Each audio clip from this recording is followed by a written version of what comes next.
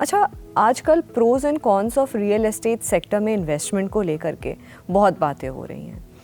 आपके अकॉर्डिंग ये इन्वेस्टमेंट, पहली बात है कितना प्रोज एंड कॉन्स क्या है, और लॉन्ग टर्म में आप इसमें पैसा लगाना, और ख़ासकर मैं अभी तो ज़मीन की बात नहीं कर रही हूँ, मैं फ्लैट्स की बात कर रही हूँ या एक कमर्शियल प्रॉपर्टी की बात कर रही हूँ, उसमें आप कितना इफ़ेक्टिव मानती हैं? तो ये बाय वर्सेस रेंट का भी बहुत चलता है कि खरीदना चाहिए या रेंट पे रहो जी। तो I am not a big fan of real estate property investing के लिए। आपके पास नॉलेज होनी चाहिए, थोड़ा ब्लैक मनी होना चाहिए, और लॉयर हेल्प होनी चाहिए, और हो सकता है थोड़ी मसल पावर भी होनी चाहिए, क्योंकि जिस तरह से कब्ज़ा हो जाता है घरों का, लैंड का, जितनी बड़ी प्रॉपर्टी होती है उतना ही बड़ा प्रॉब्लम उसकी रीसेल में आता है। तो one house to live in, जो आपका अपना है, वो बहुत ज़रूरी है, और उसको ख़रीदने में जल्दी ना करें। आप डिसाइड करें कि इस शहर में रहना है, इसमें हम लोग अपने फैमिली को बढ़ाएंगे, रहेंगे। Once you decide the city, उस सिटी में आप घर खरीदो, लोन लेके खरीदो, कोई बात नहीं है, पर उसमें रहो। सो दैट्स अ घर जिसमें आप रहते हो, वो इन्वेस्टमेंट नहीं है। Real estate as investment is very very poor, क्योंकि आपको अगर इन्वेस्टमेंट है तो आपको रिटर्न देखना पड़ेगा।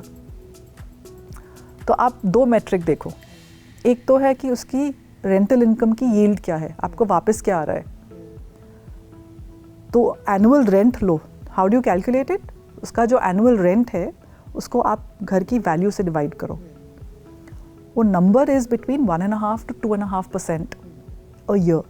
जो आपको इनकम आ रही है उसकी, जो जैसे ब्याज आता है ना, वैसे जो इनकम आ रही है वो 1.5 to 2.5% है।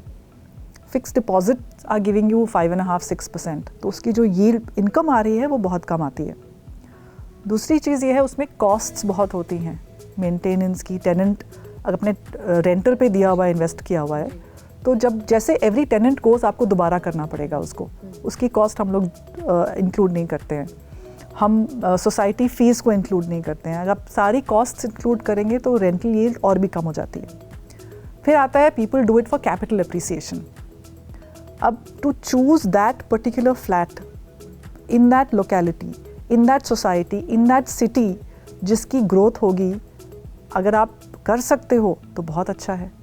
Most people can't do it. कितने नोएडा में ही, कितने, उनको हम गोस्ट टाउन्स ऑफ नोएडा कहते थे, बना तो दिया, अब कोई ख़रीदने वाला नहीं है, क्योंकि उसमें बहुत ज़्यादा कैपेसिटी हो गई थी उस समय। तो एक एवरेज ग्रोथ क्या है रियल एस्टेट की भारत में? 30 साल का RBI का डेटा है, 9% अ ईयर है वो एवरेज ग्रोथ है, 9% अ ईयर। आप स्टॉक मार्केट से कंपेयर करो, उसकी एवरेज रिटर्न क्या है? Between 12 to 14% a year, without all the costs that real estate has.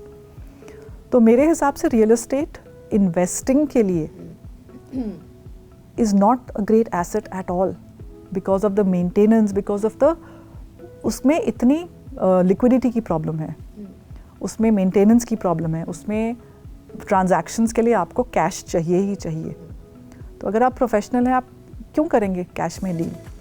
सो बहुत सारे डेटरेंट्स हैं। हमारा मार्केट, जैसे वेस्ट का रेंट और EMI ऑलमोस्ट एक से होते हैं। भारत में जो EMI है वो रेंट का मल्टीपल है। अगर रेंट 25,000 है तो EMI 1.25 लाख की होगी। जो वेस्ट पे मैच्योर मार्केट्स है उसमें रेंट और EMI ऑलमोस्ट सिमिलर होते हैं, तो उसमें बहुत अलग डिसीजन हो जाता है।